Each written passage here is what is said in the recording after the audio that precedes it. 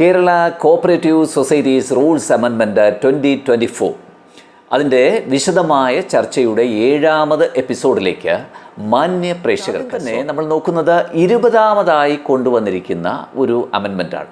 നമ്മൾ 19ാമത്തെ അമെൻമെൻറ്റ് 6ാമത്തെ കഴിഞ്ഞ എപ്പിസോഡിൽ വളരെ വിശദമായി നോക്കി. Kerala state cooperative bank, Kerala ബാങ്കിൻ്റെ മാനേജിംഗ് കമ്മിറ്റിയുടെ ഘടനയും അതിൻ്റെ ക്ലാസിഫിക്കേഷനും വളരെ വിശദമായി തന്നെ ചർച്ച ചെയ്ത ഒരു വളരെ പ്രധാനപ്പെട്ട എപ്പിസോഡായിരുന്നു.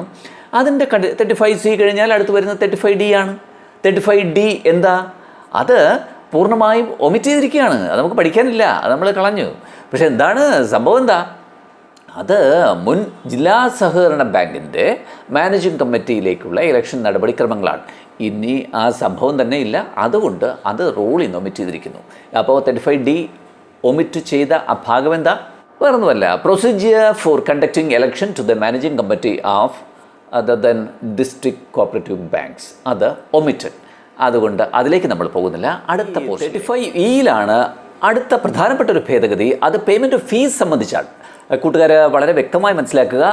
ഇലക്ഷൻ കമ്മീഷനാണ് സംഘങ്ങളുടെ ഇൻക്ലൂഡിങ് സ്റ്റേറ്റ് കോഓപ്പറേറ്റീവ് യൂണിയൻ്റെ ഇലക്ഷനും ഇപ്പോൾ ഇലക്ഷൻ കമ്മീഷനിലേക്ക് വിട്ടുകഴിഞ്ഞു ഈ അമെൻമെൻറ്റോടുകൂടി. മുമ്പ് അത് RCS നേരിട്ട് കണ്ടക്ട് ചെയ്ത ഒരു സംഗതിയായിരുന്നു. ഇപ്പോൾ സംഘങ്ങളോടൊപ്പം തന്നെയാണ് സംസ്ഥാന സഹകരണ യൂണിയൻ്റെയും ഭരണസമിതി തെരഞ്ഞെടുപ്പ് നടത്തേണ്ടത്. അതാണ് പുതിയ റൂൾ ആക്ട് ഭേദഗതിയിൽ പുതിയതായി കൊണ്ടുവന്നിരിക്കുന്ന സുപ്രധാനമായ സബ് റൂൾ 1 ഒരു ഇൻസർഷൻ കൊണ്ടുവന്നിട്ടുണ്ട്. അത് വേറൊന്നുമല്ല, എവരി കോഓപ്പറേറ്റീവ് സൊസൈറ്റി എന്ന് തുടങ്ങുന്ന ഭാഗത്ത് അതിനോടൊപ്പം തന്നെ പുതിയതായി കൊണ്ടുവന്നിരിക്കുന്ന സ്റ്റേറ്റ് കോഓപ്പറേറ്റീവ് യൂണിയൻസ് എന്നും കൂടി അത് ഇൻസെർട്ട് ചെയ്തിട്ടുണ്ട്. അപ്പോൾ നമുക്കത് അതിൻ്റെ ടെക്സ്റ്റ് കൂടെ കാണാം. അതൊരു പുതിയ ഇൻസെർഷനാണ്, വേറൊന്നുമില്ല, ഒരു യൂണിയനുകളെ കൂടെ അതിൻ്റെ ഭാഗമായിട്ടും മാറ്റി. ആ ടെക്സ്റ്റ് നമുക്ക് അതിൻ്റെ ഫീസ് ഘടന കൂടി ഡിസ്കസ് ചെയ്തിട്ട് ഒരുമിച്ച് കാണാൻ കഴിയും. ഇനി അതിനോടൊപ്പം തന്നെ ഒരു സബ്സ്റ്റിറ്റ്യൂഷൻ കൊണ്ടുവന്നിരിക്കുന്നതിൻ്റെ ഫീസ് ഘടന അടപടലം മാറ്റിയിട്ടുണ്ട്. അത് പ്രത്യേകം കൂട്ടുകാർ ഓർത്തു വയ്ക്കേണ്ട പ്രധാനപ്പെട്ട ഒരു സംഗതിയാണ്. ഇലക്ഷൻ്റെ ഫീസിൻ്റെ മാറ്റമാണ് 35E പ്രധാനപ്പെട്ട ഒരു അമെൻമെൻറ്റ്.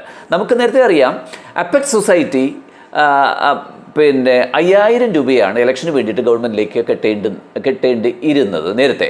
ഇപ്പോൾ അപ്പെക്സ് സൊസൈറ്റിയുടെ കാറ്റഗറിയിൽ ഒരു ആളും കൂടെ വന്നു. എന്താണ്? സ്റ്റേറ്റ് കോഓപ്പറേറ്റീവ് യൂണിയനും അപ്പെക്സ് സംഘങ്ങളും 5000 രൂപ എന്നുള്ളത് മാറ്റി ഇനി 7500 രൂപയാണ് അടയ്ക്കേണ്ടത്. അപ്പോൾ first category apex society or state cooperative union. Okay. ഇനി രണ്ടാമത്തെ കാറ്റഗറി സെൻട്രൽ ആൻഡ് ഫെഡറൽ സംഘങ്ങളാണെങ്കിൽ നേരത്തെ 3000 rupees ആയിരുന്നു, ഇനി 4500 രൂപ കിട്ടണം. മൂന്നാമത്തെ category credit societies and housing societies ആണെങ്കിൽ 2000 രൂപ എന്നുള്ള സ്ഥാനത്ത് 3000 രൂപയാണ് ഇനി പുതിയതായിട്ട് ഗവൺമെൻറ്റിലേക്ക് കെട്ടേണ്ടത് ഇലക്ഷന് വേണ്ടിയിട്ട്. ഇനി നാലാമത് മറ്റെല്ലാ സംഘങ്ങളെയും കൂടി ചേർത്ത് വെച്ചു. അതിനോടൊപ്പം തന്നെ സർക്കിൾ കോഓപ്പറേറ്റീവ് യൂണിയനെയും ഈ കാറ്റഗറിയിലാണ് പെടുത്തിയിരിക്കുന്നത്. അത് 1000 ആയിരുന്നു, ഇനി അത് 1500 രൂപയായിരിക്കും. അപ്പോൾ വളരെ പെട്ടെന്ന് ഈ ഫീസ് ഘടന നമുക്കൊന്ന് നോക്കാം, നിങ്ങൾക്കൂടെ കാണാൻ കഴിയും. ഒന്നാമത്തെ category apex society or state cooperative union 7500, then 2 central and federal society 4500, 3 credit societies and housing societies 3000 rupees, and 4 other societies or circle cooperative union CCUs 1500. വളരെ വ്യക്തമായി ഫീസ് ഘടന കൂട്ടുകാർക്ക് മനസ്സിലായി എന്നുള്ള ധാരണയോടുകൂടി അടുത്ത പോർഷനിലേക്ക് വളരെ പെട്ടെന്ന് നമുക്ക് 22ാമതായി കൊണ്ടുവന്നിരിക്കുന്ന ഒരു അമെൻമെൻറ്റ് സംബന്ധിച്ച് വളരെ പ്രധാനപ്പെട്ട ഒരു സംഗതിയാണ് 22nd അമെൻമെൻറ്റ്. അത് റൂൾ 37 അതൊരു അഡീഷനാണ്. 37 2 സബ് റൂളുകളാണ് നിലവിൽ പ്രിൻസിപ്പൽ ആക്റ്റിൽ ഉള്ളത്. അതിനുശേഷം കൊണ്ടുവന്നതുകൊണ്ട് അതിന് 37A എന്നാണ് ഈ പുതിയ ഒരു അഡീഷനെ പറയുന്നത്. നമ്മൾ 37A ചർച്ച ചെയ്യുന്നതിന് മുമ്പ് എന്താണ് 37 പറഞ്ഞിരിക്കുന്ന 2 സുപ്രധാനമായ സബ് റൂളുകൾ എന്ന് ഓടിച്ചൊന്നും മനസ്സിലാക്കുന്നത് എപ്പോഴും നല്ലതാണ്. അപ്പോൾ 37 സബ് റൂൾ 1 പറയുന്നത് മറ്റൊന്നുമല്ല, സെക്ഷൻ 31 അനുസരിച്ച് ഗവൺമെൻറ് നോമിനിയെ ഒരു സംഘത്തിലേക്ക് അപ്പോയിൻ്റ് ചെയ്യുന്ന നടപടിക്രമങ്ങൾ നമ്മൾ കേട്ടിട്ടുണ്ട്, നമുക്കറിയാം. അപ്പോൾ അതിനെ സംബന്ധിച്ച് 2 കാര്യങ്ങളാണ്. അപ്പെക്സ് സംഘങ്ങളാണെങ്കിൽ നോമിനേഷൻ നടത്തുന്നത് സർക്കാരാണ്, ഗവൺമെൻറ്റാണ്. And in the case of other societies this is done by the registrar എന്നാണ് സബ് റൂൾ 1 പറയുന്നത്. ഇനി 2 വളരെ സുപ്രധാനമായ ഈ നോമിനേറ്റഡ് അല്ലെങ്കിൽ എക്സ് ഒഫിഷ്യോ അംഗങ്ങളുടെ അവകാശ അധികാരങ്ങളെ സംബന്ധിച്ച് പറയുന്നുണ്ട്. അത് വളരെ ബ്രീഫായിട്ട് ഞാൻ പറയാം. ഇത്രമാത്രം വളരെ രസകരവും എന്നാൽ ഇമ്പോർട്ടൻറ്റുമായിട്ടുള്ള ഒരു പ്രധാനപ്പെട്ട ഒരു ചട്ടമാണ് നിലവിൽ പ്രിൻസിപ്പൽ ആക്ടിൽ ഈ പറയുന്ന റൂൾ 37 സബ് റൂൾ 2 പറയുന്നത്. മറ്റൊന്നുമല്ല, ഒരു സംഘത്തിൽ നാമനിർദ്ദേശം ചെയ്യപ്പെട്ട പ്രതിനിധി, ഒരു എക്സഫിഷ്യോ അംഗം, അല്ലെങ്കിൽ അതിന് നമ്മൾ അർദ്ധ ഔദ്യോഗിക അംഗം എന്നൊക്കെ പറയും, എന്ന നിലയിൽ രജിസ്ട്രാറോ അദ്ദേഹം നോമിനേറ്റ് ചെയ്യുന്നൊരു വ്യക്തിയോ പങ്കെടുത്തു എന്ന് തന്നെ ധരിക്കുക. അപ്പോൾ ആ നോമിനിയുടെ പ്രസൻസിൽ സംഘം കുറേ തീരുമാനങ്ങൾ എടുത്തിരിക്കും. ആ തീരുമാനങ്ങളെല്ലാം തന്നെ രജിസ്ട്രാറുടെ അനുമതിയോടുകൂടി എടുത്തിട്ടുള്ള തീരുമാനം ആയിട്ട് കണക്കാക്കുന്നതല്ല. വളരെ പ്രധാനപ്പെട്ട ഒരു റൂളിംഗ് ആണ്, അതൊരു പ്രധാനപ്പെട്ട ഒരു ചട്ടമാണ് എന്നാണ് ഈ സബ് റൂൾ 2 പറയുന്നത്. ഇത്തരം എടുക്കുന്ന തീരുമാനങ്ങൾ രജിസ്ട്രാറുടെ നോമിനി അല്ലെങ്കിൽ രജിസ്ട്രാർ എന്നുള്ള നിലയിൽ ആ നോമിനിയായിട്ട് പങ്കെടുക്കുന്ന ആൾക്കാർക്ക് വളരെ വിശദമായി പരിശോധിക്കാം, നിയമപരമായിട്ട് അതിൻ്റെ ആധികാരികത പരിശോധിക്കാം. അങ്ങനെ പരിശോധിച്ച ശേഷം അത് അംഗീകരിക്കുന്നതിനോ നിരസിക്കുന്നതിനോ ഇവർക്ക് അധികാരം ഉണ്ടായിരിക്കും എന്നുള്ളതാണ് ഈ സബ് റൂൾ 2 ഒരു അന്തസത്ത അല്ലെങ്കിൽ അതിൻ്റെ ഒരു സമ്മറി. മനസ്സിലായി കാണും എന്നുള്ള പ്രതീക്ഷയോടുകൂടി ഇനി നമുക്ക് 37 എ എന്താണ് പുതിയതായിട്ട് വന്നിരിക്കുന്ന അഡീഷൻ എന്ന് വെച്ചാൽ എയിൽ പറയുന്നത് ക്വാളിഫിക്കേഷൻ ആൻഡ് അപ്പോയിൻമെൻറ്റ് ഓഫ് കോഓപ്റ്റഡ് മെമ്പേഴ്സാണ്. അപ്പോൾ സംഘങ്ങളിലെ കമ്മിറ്റിയിലേക്ക് കോഓപ്റ്റ് ചെയ്യുന്ന അംഗങ്ങളുടെ ക്വാളിഫിക്കേഷനും അതിൻ്റെ നിയമനവുമായി ബന്ധപ്പെട്ട കാര്യങ്ങളാണ് 37 എയിൽ പറയുന്നത്. വളരെ പ്രധാനപ്പെട്ടതല്ലേ. അതിൽ 2-3 കാര്യങ്ങൾ മാത്രം ഓർത്തു വെച്ചാൽ മതിയാവും. ഒരു നിലവിലുള്ള കമ്മിറ്റിക്ക് 2 പേരെ അതിൻ്റെ കമ്മിറ്റിയിലേക്ക് കോപ്റ്റ് ചെയ്യാവുന്നതാണ്. അതാണ് ഈ ഒരു പാരഗ്രാഫിൻ്റെ ഈ അഡീഷനിൽ ആദ്യം തന്നെ നമ്മൾ മനസ്സിലാക്കുന്നത്. അപ്പോൾ കോപ്റ്റ് ചെയ്യുന്നത് 2 പേരായിരിക്കും. ആരെയാണ് കോപ്റ്റ് ചെയ്യുന്നത്? അത് paid service of a commercial ബാങ്കിലോ അല്ലെങ്കിൽ കേരള സ്റ്റേറ്റ് കോപ്പറേറ്റീവ് ബാങ്കിലോ അല്ലെങ്കിൽ ഏതെങ്കിലും അർബൻ ബാങ്കിലോ അല്ലെങ്കിൽ cascade bank, agriculture and rural development ബാങ്കോ അല്ലെങ്കിൽ അതിൻ്റെ തന്നെ പ്രൈമറി ബാങ്കിലോ അല്ലെങ്കിൽ പഴയ ജില്ലാ സഹകരണ ബാങ്കിലോ എന്തിനേറെ ഏതെങ്കിലും സർവീസ് കോപ്പറേറ്റീവ് ബാങ്കിലോ ആയാലും മതി. അവിടുത്തെ മാനേജീരിയൽ കേഡറിലുള്ള ആളായിരിക്കണം ഇവർ, ഈ കോപ്റ്റ് ചെയ്യപ്പെടുന്നവർ. അതുപോലെ തന്നെ 10 വർഷത്തെ മിനിമം സർവീസും ഉണ്ടാകണം. ഇങ്ങനെയുള്ളവരെയാണ് കോപ്റ്റ് ചെയ്യേണ്ടത്. റെസ്പെക്റ്റീവ് ഏരിയയിൽ 10 വർഷത്തെ എക്സ്പീരിയൻസ് അവർക്കുണ്ടാവണം. അതുപോലെ തന്നെ ഗ്രാജുവേറ്റ് ആയിരിക്കണം. UGC അംഗീകരിച്ചിട്ടുള്ള ഏതെങ്കിലും ഗ്രാജുവേഷൻ അവർക്കുണ്ടാവണം. ഇതാണ് അവരുടെ ക്വാളിഫിക്കേഷനെ സംബന്ധിച്ച. അപ്പോൾ ഈ ഒരു സംഗതിയാണ് നമുക്ക് പുതിയതായി വന്നിരിക്കുന്ന addition, qualification and appointment of coopted members. വളരെ ഇമ്പോർട്ടൻ്റ് ആണ്. ഇനി അതിൻ്റെ ടെക്സ്റ്റ് കൂട്ടുകാർക്ക് ഇവിടെ കാണാൻ കഴിയും. ഇനി ഞാനത് വായിക്കാം, അപ്പോൾ അത് ക്ലിയറായി മനസ്സിലാവും. Okay. 37A qualification and appointment of coopted members. Notwithstanding anything contained in the bylaw of a society, the committee in office shall co-opt 2 persons or representatives who are or were in paid service of a commercial bank, Kerala State Cooperative Bank, an urban cooperative bank, Kerala State Cooperative Agricultural and Rural Development Bank, Cascade Bank, a primary cooperative agriculture and rural development bank, Cascade Bank in the primaries ആയാലും മതി, അല്ലെങ്കിൽ എസ്റ്റുവയൽ district cooperative bank ആയാലും മതി, എന്തിനേറെ അല്ലെങ്കിൽ service cooperative bank ആയാലും മതി. അവരുടെ കപ്പാസിറ്റി എന്ന് പറയുന്നത് in the managerial cadre shall have 10 years minimum service in the respective field. നമ്മൾ ചർച്ച ചെയ്ത കാര്യങ്ങൾ തന്നെയാണ്. And shall have acquired graduation from university recognised by the UGC. വളരെ ക്ലിയറായി മനസ്സിലായല്ലോ. സിമ്പിളാണ് ഈ കോഓപ്ഷനും അതിൻ്റെ ക്വാളിഫിക്കേഷനും. ഓക്കെ. സബ് റൂൾ 2 ആയിട്ട് ഈ പുതിയതായിട്ട് ആഡ് ചെയ്ത സെക്ഷൻ്റെ 37A രണ്ടാമത്തെ റൂളായിട്ട് ഈ ക്വാളിഫിക്കേഷൻ വിശദമാക്കുന്നുണ്ട്. ഗ്രാജുവേഷൻ എന്ന് പറഞ്ഞല്ലോ, അവരുടെ ഫീൽഡ് ഓഫ് ഗ്രാജുവേഷൻ വ്യക്തമായിട്ട് പറയുന്നുണ്ട്. 9 കാറ്റഗറൈസേഷനായിട്ടാണ് പുതിയ ചട്ടത്തിൽ ക്വാളിഫിക്കേഷൻസ് പറഞ്ഞിരിക്കുന്നത്. റെസ്പെക്റ്റീവ് ക്വാളിഫിക്കേഷൻ അത് വളരെ പ്രധാനപ്പെട്ട സംഗതിയാണ്. ഈ കോപ്ഷൻ സമയത്ത് ഇതൊക്കെ പരിശോധിക്കാതെ ക്വാളിഫിക്കേഷൻ മാറ്റി കോപ്റ്റ് ചെയ്ത് കഴിഞ്ഞാൽ ഉണ്ടാകുന്ന ഭവിഷ്യത്ത് ഞാൻ പറയേണ്ടതില്ലല്ലോ. അപ്പോൾ ഈ ഭാഗം വളരെ പ്രധാനപ്പെട്ടത് ആ അർത്ഥത്തിൽ തന്നെ മനസ്സിലാക്കി. കോപ്പറേറ്റീവ് അല്ലെങ്കിൽ കോപ്പറേറ്റീവ് മാനേജ്മെൻറ്റ് വിഷയത്തിലാണെങ്കിൽ MBA 2 കാര്യങ്ങളിലാവാം. ഫിനാൻസിൽ MBA ആവാം, മാർക്കറ്റിങ്ങിൽ MBA ആവാം, അല്ലെങ്കിൽ MCOM, അല്ലെങ്കിൽ BCom കോപ്പറേഷൻ, അല്ലെങ്കിൽ higher diploma in cooperation and business management HDC NBM, അല്ലെങ്കിൽ BSc കോപ്പറേഷൻ ആൻഡ് ബാങ്കിങ്, അല്ലെങ്കിൽ എനി അതർ ഇക്വലൻ്റ് ക്വാളിഫിക്കേഷൻ. ഇതായിരിക്കും കോപ്പറേഷൻ അല്ലെങ്കിൽ കോപ്പറേറ്റീവ് മാനേജ്മെൻറ്റ് ഏരിയയിൽ വരേണ്ട ക്വാളിഫിക്കേഷൻ. ഓക്കെ. ഇനി രണ്ടാമത് പറഞ്ഞിരിക്കുന്നത് മാനേജ്മെൻറ്റ് ഏരിയയിൽ വരേണ്ട ക്വാളിഫിക്കേഷൻ അത് പ്യൂർലി MBA അല്ലെങ്കിൽ എനി അതർ ഇക്വലൻ്റ് ക്വാളിഫിക്കേഷൻ തന്നെയായിരിക്കും. മൂന്നാമത് പറഞ്ഞിരിക്കുന്നത് അഗ്രികൾച്ചർ ആണെങ്കിൽ നമുക്കറിയാം ക്വാളിഫിക്കേഷൻ BSc അഗ്രികൾച്ചർ അല്ലെങ്കിൽ എനി അതർ ഈക്വലൻ്റ് ക്വാളിഫിക്കേഷൻ. ഇനി നാലാമത് പറഞ്ഞിരിക്കുന്നത് എക്കണോമിക്സ് ഏരിയയിലുള്ളതാണെങ്കിൽ masters degree in economics or any other equivalent qualification, MA economics എന്നുള്ളതാണ് അവിടെ പറയുക. ഇനി കോമേഴ്സ് ഏരിയയിലുള്ള ആളാണെങ്കിൽ MCom. അവിടെ രണ്ട് കാര്യങ്ങൾ, ഫിനാൻസ് അല്ലെങ്കിൽ കോർപ്പറേഷനാണ് പറയുക, അല്ലെങ്കിൽ BCom കോർപ്പറേഷൻ, അല്ലെങ്കിൽ HDC ആൻഡ് BM, അല്ലെങ്കിൽ BSc corporation and banking or equivalent qualification. അതാണ് ഈ പറഞ്ഞ കോമേഴ്സ് കാറ്റഗറിയിലുള്ളവർക്ക് നിശ്ചയിച്ചിട്ടുള്ള പ്രിസ്ക്രൈബ്ഡ് ക്വാളിഫിക്കേഷൻ. ഇനി കോപ്റ്റ് ചെയ്യുന്ന അംഗങ്ങൾ പബ്ലിക് ഫിനാൻസിൽ ഉള്ളവരാണെങ്കിൽ MBA ഫിനാൻസ് ആയിരിക്കും, അല്ലെങ്കിൽ അതിൻ്റെ ഈക്വലൻ്റ് ക്വാളിഫിക്കേഷൻ ആയാലും മതി. ഇനി ഏരിയ ലോ ആണെങ്കിലോ ഒന്നുമില്ല, LLB അത് തന്നെയായിരിക്കും ക്വാളിഫിക്കേഷൻ. ഇനി ഏരിയ റൂറൽ ഡെവലപ്മെൻ്റ് ആണെങ്കിൽ qualification masters degree in rural development or any other equivalent qualification. ഇനിയാണ് 9ാമത് പറഞ്ഞിരിക്കുന്ന IT. ഇപ്പോൾ ലേറ്റസ്റ്റ് ആയിട്ട് വന്നിരിക്കുന്ന IT കൂടെ ഇതിനെ കാറ്റഗറൈസ് ചെയ്തിട്ടുണ്ട്. 9ാമത് വന്നിരിക്കുന്ന ITയുടെ ക്വാളിഫിക്കേഷൻ നമുക്കറിയാം MCA അല്ലെങ്കിൽ ഈക്വലൻ്റ് ക്വാളിഫിക്കേഷൻ. ഇതാണ് കോപ്റ്റഡ് മെമ്പേഴ്സിൻ്റെ ഏരിയയും അതിന് നിശ്ചയിച്ചിരിക്കുന്ന ക്വാളിഫിക്കേഷനും. വളരെ വ്യക്തമായി മനസ്സിലായി കാണും. ഇതിൻ്റെ ടെക്സ്റ്റ് നിങ്ങൾ ഇവിടെ കണ്ടു കഴിഞ്ഞു, അത് ഞാനിവിടെ പറഞ്ഞു കഴിഞ്ഞു. അത് ഇനി ഒന്നുകൂടി പറഞ്ഞ് സമയം കളയുന്നില്ല. കൂട്ടുകാർക്ക് മനസ്സിലായി എന്നുള്ള ധാരണയോടുകൂടി 3ലേക്ക് പോകാം. Sub rule 3. 3 മറ്റൊന്നുമല്ല, നമ്മുടെ 1969 KCS ആക്ട് പ്രകാരം ഡിസ്ക്വാളിഫിക്കേഷനൊന്നും തന്നെ ഈ കോപ്റ്റഡ് മെമ്പേഴ്സിന് ഉണ്ടാകാൻ പാടില്ല എന്നുള്ളത് കൂടി ശ്രദ്ധിച്ച് വേണം ആളെ കോപ്റ്റ് ചെയ്യാൻ. ആളെ കോപ്റ്റ് ചെയ്ത് വന്ന് അധികാരം ഏറ്റെടുത്തതിന് ശേഷം അയാളെ നമ്മുടെ ആക്ട് അനുസരിച്ച് ഡിസ്ക്വാളിഫൈ ചെയ്യപ്പെട്ട ഒരു മെമ്പറാണെങ്കിലും കഴിഞ്ഞു കാര്യം. അപ്പോൾ കോപ്ഷൻ സമയത്ത് ശ്രദ്ധിക്കേണ്ട ഒരു സംഗതി 3ാമത്തെ സബ് റൂളിൽ പറയുന്നുണ്ട്, KCS ആക്ട് പ്രകാരം ഡിസ്ക്വാളിഫിക്കേഷൻ നേരിട്ട വ്യക്തി ആകരുത്. ഓക്കെ. ഇനി സബ് റൂൾ നടപടിക്രമമാണ്, കോപ്ഷൻ്റെ നടപടിക്രമം. അങ്ങനെ ഒരു സംഘം അംഗങ്ങളെ കോപ്റ്റ് ചെയ്യാൻ തീരുമാനിച്ചു കഴിഞ്ഞാൽ അതിന് RCSൻ്റെ പ്രയർ അപ്രൂവൽ വേണം, മുൻകൂർ അനുമതി ആവശ്യമാണ്. അപ്പോൾ അതിനുവേണ്ടി ആ കമ്മിറ്റി ഒരു റെസൊല്യൂഷൻ എടുക്കണം.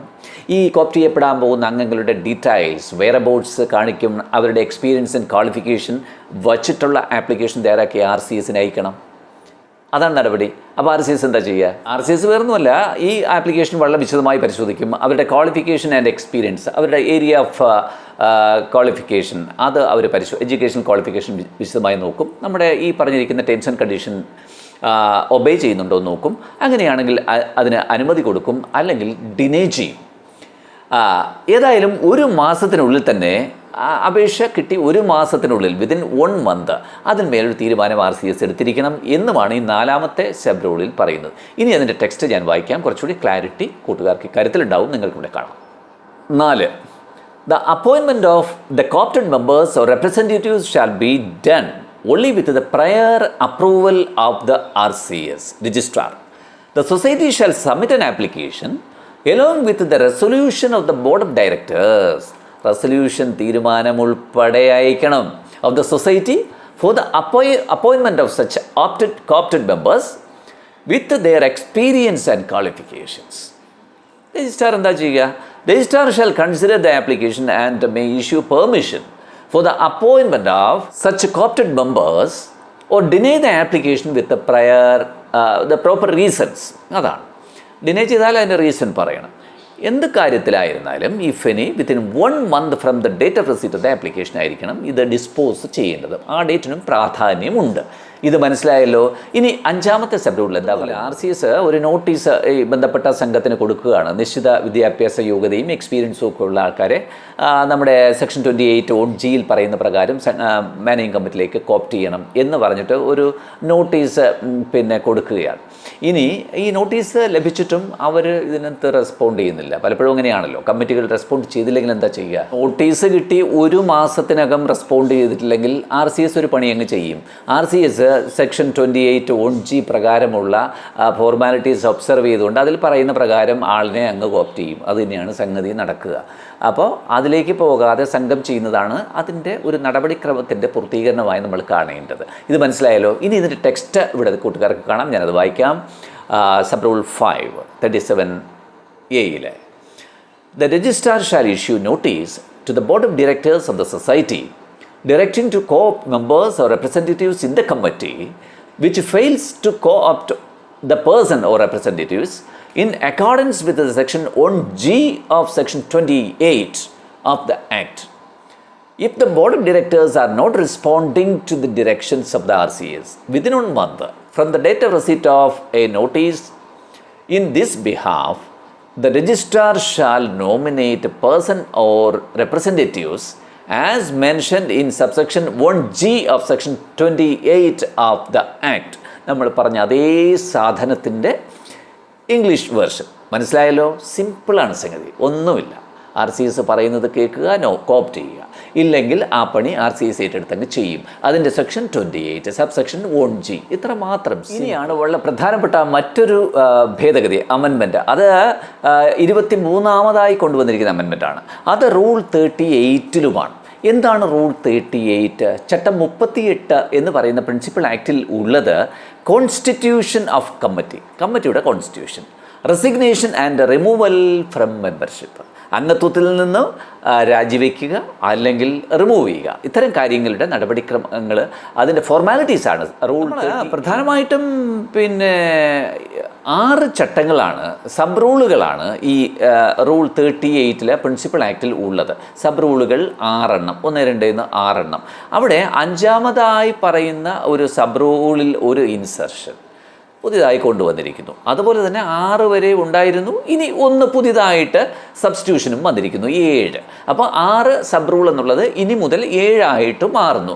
എന്താണ് ഈ ഇൻസർഷനും ഈ അഡീഷനും എന്ന് നമുക്ക് പരിശോധിക്കുന്നതിന് മുമ്പായിട്ട് ഇതിൻ്റെ ഒരു അന്തസത്ത, ഒരു കണ്ടൻറ്റ്, ഈ റൂൾ 38 പറയുന്ന constitution of committee, resignation and removal from membership എന്ന് പറയുന്നതിൻ്റെ കാര്യങ്ങൾ എന്താണ് പ്രിൻസിപ്പൽ ആക്റ്റിൽ ഉള്ളത് എന്ന് വളരെ ഓട്ടിച്ച്, വളരെ സമ്മറി ആയിട്ട് ജസ്റ്റ് ഒന്ന് നോക്കിയിട്ട് ആ ഒരു അമെൻമെൻറ്റ് പറയുന്നതായിരിക്കും കൂട്ടുകാർക്ക് മനസ്സിലാകാൻ എളുപ്പം.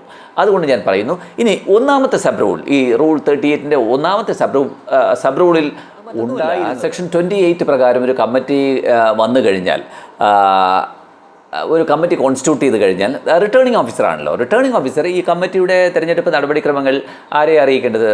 ഇലക്ഷൻ കമ്മീഷനെ അറിയിക്കും. ഇലക്ഷൻ കമ്മീഷൻ സ്വാഭാവികമായിട്ട് അവരുടെ ഇൻറ്റിമേഷൻ കിട്ടിക്കഴിഞ്ഞാൽ ഒരു പ്രിസൈഡിംഗ് ഓഫീസറെ അപ്പോയിൻ്റ് ചെയ്യും. പ്രിസൈഡിംഗ് ഓഫീസറെ അപ്പോയിൻ്റ് ചെയ്യുന്നത് വേറൊന്നിനും വേണ്ടിയിട്ടല്ല, പ്രസിഡൻറ്റിനെയും സംഘത്തിൻ്റെ ഓഫീസ് ബെയറേഴ്സിനെയും തിരഞ്ഞെടുക്കുന്നതിന് വേണ്ടിയിട്ടാണ് പ്രിസൈഡിംഗ് ഓഫീസറെ വയ്ക്കുക. അത് 7 ദിവസത്തിനകം ആണ് ചെയ്യേണ്ടതും. അത് വളരെ പ്രധാനപ്പെട്ട ഒരു സംഗതിയാണ്. കമ്മിറ്റിയുടെ കാലാവധി തീരുന്നതിന് മുമ്പോ അല്ലെങ്കിൽ ഇത്തരം ഒരു ഇലക്ഷൻ പ്രൊസീജിയർ അവസാനിച്ച് 7 ദിവസത്തിനകമോ ആയിരിക്കണം ഈ പ്രിസൈഡിംഗ് ഓഫീസർ. അപ്പോൾ 7 days എന്ന് പറയുന്നതിന് പ്രാധാന്യമുണ്ട്. ഇങ്ങനെ ഒരു കമ്മിറ്റി കോൺസ്റ്റിറ്റ്യൂട്ട് ചെയ്യേണ്ടത്. ഇതാണ് ആ സബ് റൂൾ 1 പറയുന്നൊരു സംഗതി. ഇനി സബ് റൂൾ 2 ചാർജ് എടുത്തു കഴിഞ്ഞാൽ ആ ചാർജ് എടുത്ത 1 ആഴ്ചയ്ക്കുള്ളിൽ വിതിൻ എ വീക്ക് എന്ന് പറയുക, ആ സംഘത്തിൻ്റെ പ്രസിഡന്റ് ഒരു കാര്യം ചെയ്യേണ്ടതുണ്ട്. വളരെ പ്രധാനപ്പെട്ട ഒരു സംഗതിയാണ്. പ്രസിഡന്റ് എന്താ ചെയ്യുന്നത്? ഒരു റിപ്പോർട്ട് തയ്യാറാക്കണം. റിപ്പോർട്ട് തയ്യാറാക്കി നെയിം ആൻഡ് അഡ്രസ്സ്, പേരും മേൽവിലാസവും, കമ്മിറ്റി അംഗങ്ങളുടെ, തിരഞ്ഞെടുക്കപ്പെട്ട കമ്മിറ്റി അംഗങ്ങളുടെ പേരും മേൽവിലാസവും അടങ്ങുന്ന ഒരു റിപ്പോർട്ട് തയ്യാറാക്കി ചാർജ് എടുത്ത ഡേറ്റ് എന്നാണ് എന്നത് ഉൾപ്പെടെയുള്ള റിപ്പോർട്ട് തയ്യാറാക്കി RCSനും പിന്നെ അതുപോലെ ഫിനാൻസിങ് ബാങ്കിനും അതുപോലെ സർക്കിൾ കോപ്പറേറ്റീവ് യൂണിയനും അയച്ചിരിക്കണം എന്നുള്ളതാണ് സബ് റൂൾ 2 പറഞ്ഞിരുന്നത്. അതിലൊന്നും ഒരു മാറ്റവുമില്ല. അതൊക്കെ അതേപടി തന്നെ ഇനിയും തുടരും. ഇനി 3 സബ് റൂൾ 3 ഉണ്ടായിരിക്കപ്പെട്ടതോ അല്ലെങ്കിൽ നോമിനേറ്റ് ചെയ്യപ്പെട്ടതോ ആയ ഒരു അംഗത്തിന് റിസൈൻ ചെയ്യണം അങ്ങനെ തോന്നി. അതിൻ്റെ റീസണിലേക്ക് നമ്മളിപ്പോൾ പോകുന്നില്ല. അങ്ങനെ റിസൈൻ ചെയ്യണമെന്ന് തോന്നിക്കഴിഞ്ഞാൽ റെസിഗ്നേഷൻ ആർക്കാണ് കൊടുക്കേണ്ടത്? അതിൻ്റെ പ്രസിഡൻറ്റിനാണ് കൊടുക്കേണ്ടത്. അതൊക്കെ എപ്പോഴും സംശയം വരുന്നൊരു സംഗതിയാണ്. പ്രസിഡൻറ്റിന് ആ റെസിഗ്നേഷൻ സബ്മിറ്റ് ചെയ്തിരിക്കണം. അതാണ് റൂൾ 3 പറഞ്ഞ് വച്ചിട്ടുള്ളത്. സബ് റൂൾ 3 അത് പറയുന്നത് വേറൊന്നുമല്ല, ഇങ്ങനെ പ്രസിഡന്റിന് ഒരു റെസിഗ്നേഷൻ കത്ത് കിട്ടിയാൽ അദ്ദേഹം എന്താണ് ചെയ്യുന്നത്? അദ്ദേഹം 7 ദിവസത്തിനകം ഇതിന്മേൽ നടപടിയെടുക്കണം. 7 ദിവസത്തിന്മേൽ എന്ത് നടപടിയെടുക്കണം? അദ്ദേഹം അത് കമ്മിറ്റിയിൽ പ്ലേസ് ചെയ്യണം. 2 കാര്യങ്ങളാണ് ഇവിടെ ശ്രദ്ധിക്കുക. ഒന്ന്, ഈ ഇലക്റ്റഡ് മെമ്പർ ആണെങ്കിൽ ആ കമ്മിറ്റിയിൽ വെച്ചിട്ട് അതിൻ്റെ തുടർ നടപടി സ്വീകരിക്കുക. 2, നോമിനേറ്റഡ് മെമ്പർ ആണെങ്കിൽ ആരാണോ നോമിനേറ്റ് ചെയ്യുന്നത് അവർക്ക് ഇത് ഫോർവേഡ് ചെയ്തിരിക്കണം എന്നാണ് നമ്മുടെ ചട്ടത്തിൽ ഉപചട്ടം പലപ്പോഴും വരുന്നത്. ഒരാൾ റിസൈൻ ചെയ്താൽ എന്ന് മുതലാണ് ആ റെസിഗ്നേഷൻ പ്രാബല്യത്തിൽ വരിക? എന്ന് മുതലാണ് ഒരു റെസിഗ്നേഷൻ കൊണ്ട് കൊടുത്താൽ ആ റെസിഗ്നേഷൻ പ്രാബല്യത്തിലില്ല. ആ റെസിഗ്നേഷൻ അക്സെപ്റ്റ് ചെയ്യുന്നത് എന്നാണ്? ആ ഡേറ്റ് എന്നാണ്? ആ തീയതി എന്നാണ്? ആ തീയതി മുതലാണ് റെസിഗ്നേഷൻ വാലിഡ് ആയിട്ട് ഉള്ളത്. ഇനി റെസിഗ്നേഷൻ അക്സെപ്റ്റ് ചെയ്ത് കഴിഞ്ഞാൽ അക്സെപ്റ്റ് ചെയ്തു എന്നുള്ള വിവരം കൺസേൺഡ് മെമ്പറെ രേഖാമൂലം അറിയിക്കുകയും വേണം. ഇതാണ് ഉപചട്ടം 4 റൂൾ 38 ഉപചട്ടം 4 ഇതിലൊന്നും മാറ്റമേ ഇല്ല. ഇതൊന്നുമല്ല മാറ്റം. ഇനി പറയുന്ന അടുത്ത ക്ലാസ്സിലാണ് ചെറിയൊരു മാറ്റം വന്നിരിക്കുന്നത്. അത് നമുക്ക് നോക്കാം. ഈ സബ് റൂൾ 5 ഒരു ഇൻസർഷൻ പുതിയതായി കൊണ്ടുവന്നിരിക്കുന്ന ഒരു അമെൻമെൻറ്റ് എന്ന് ഞാൻ പറഞ്ഞു. അപ്പോൾ അതിലെന്താണ് പറഞ്ഞിരിക്കുന്നതും ഏത് ഭാഗത്താണ് പുതിയ ഇൻസർഷൻ വന്നിരിക്കുന്നതെന്നും നമുക്കൊന്ന് പരിശോധിക്കാം. 5 വേറൊന്നുമല്ല, ഒരു കാഷ്വൽ വേക്കൻസി ഒരു മാനേജിങ് കമ്മിറ്റിയിൽ എറൈസ് ചെയ്തു. അതെങ്ങനെ ഫില്ലപ്പ് ചെയ്യണം എന്നുള്ളതാണ് അതിനകത്ത് പറയുന്നത്. അത് വേറൊന്നുമല്ല, എങ്ങനെയാണോ നമ്മുടെ ചട്ടത്തിൽ ഒരു ഇലക്ഷൻ ഫോർമാലിറ്റീസ് നടത്തേണ്ടത് എന്ന് പറഞ്ഞിരിക്കുന്നത് അതേ നടപടികളെല്ലാം തന്നെ ഒബ്സർവ് ചെയ്തായിരിക്കണം കാഷ്വൽ വേക്കൻസി ഫില്ലപ്പ് ചെയ്യേണ്ടത്. അതാണ് ഈ ചട്ടം 5 പറഞ്ഞിരിക്കുന്നതിൻ്റെ ഒരു ആരംഭം. ഇനി ഒരു കാര്യം ശ്രദ്ധിക്കേണ്ടത്, ഭരണസമിതിയുടെ കാലാവധി പകുതിയിൽ അധികരിച്ചിരിക്കുന്നു. ഇനി പകുതി സമയം തന്നെ ഇല്ല. അങ്ങനെയാണെന്നുണ്ടെങ്കിൽ ഈ ഇലക്ഷൻ നടപടികളിലേക്ക് പോകണം എന്ന് ഇല്ല ഈ ചട്ടം 5 പ്രകാരം. അങ്ങനെയുള്ള കേസിൽ നോമിനേഷനിലൂടെ ഈ വേക്കൻസി ഫില്ലപ്പ് ചെയ്യാവുന്നതാണ്. ഇത് ഉപചട്ടം 5 പറയുന്നുണ്ട്. അപ്പോൾ പകുതി ടൈം എന്നുള്ള ആ ഒരു കാലാവധിക്ക് വളരെയധികം നോമിനേഷൻ അതേ കാറ്റഗറിയിൽപ്പെട്ട ആളിനെ തന്നെയായിരിക്കണം. ഏത് കാറ്റഗറിയിലുള്ള വേക്കൻസി ആണോ എറൈസ് ചെയ്തിരിക്കുന്നത് ആ കാറ്റഗറിയിൽ നിന്നായിരിക്കണം നോമിനേഷൻ വരിക. അത് പ്രത്യേകം തന്നെ അവിടെ പറയുന്നുണ്ട്. ശ്രദ്ധിക്കേണ്ട ഒരു വിഷയം തന്നെയാണ്. ഇവിടെയാണ് ഒരു പുതിയ ഇൻസർഷൻ കൊണ്ടുവന്നിരിക്കുന്നത്. ആ ഇൻസർഷൻ മറ്റൊന്നുമല്ല, ഇത്തരം നോമിനേഷൻസ് RCS പരിശോധിക്കണം. അതിനുശേഷം അത് കോപ്പറേറ്റീവ് ഇലക്ഷൻ കമ്മീഷനെ അറിയിക്കണം. അത് ഇത്തരം നോമിനേഷൻ നടത്തി 30 ദിവസത്തിനകം അറിയിക്കണം എന്നുള്ളതാണ് പുതിയതായിട്ട് വന്നിരിക്കുന്ന ഈ ഭാഗത്തുള്ള ഇൻസർഷൻ. അതുകൂടി ചേർത്ത് വായിക്കുക. അപ്പോൾ ഈ അമെൻമെൻറ്റ് കംപ്ലീറ്റ് ശേഷം and such nomination shall be verified by the registrar and shall intimate the state cooperative election commission in writing within 30 days of such nomination എന്നുള്ള ഒരു ടെക്സ്റ്റ് കൂടി അതിനോടൊപ്പം ഇൻസെർട്ട് ചെയ്ത് ഇനി സബ് റൂൾ 6 ഞാൻ പറഞ്ഞു, അംഗങ്ങൾക്ക് രാജിവെക്കണമെന്ന് തോന്നിയാൽ അത് കൊടുക്കേണ്ടത് പ്രസിഡന്റിനാണ്. അത് ഞാൻ പറഞ്ഞു. അതിൻ്റെ നടപടിക്രമങ്ങൾ നമ്മൾ കണ്ടു. ഇനിയിപ്പോൾ പ്രസിഡന്റിന് രാജിവെക്കണമെന്ന് തോന്നിയാലോ കുഴഞ്ഞു. ആർക്കാ കൊടുക്കുക? അതിൻ്റെ മുകളിൽ ആരാ ഉള്ളത്?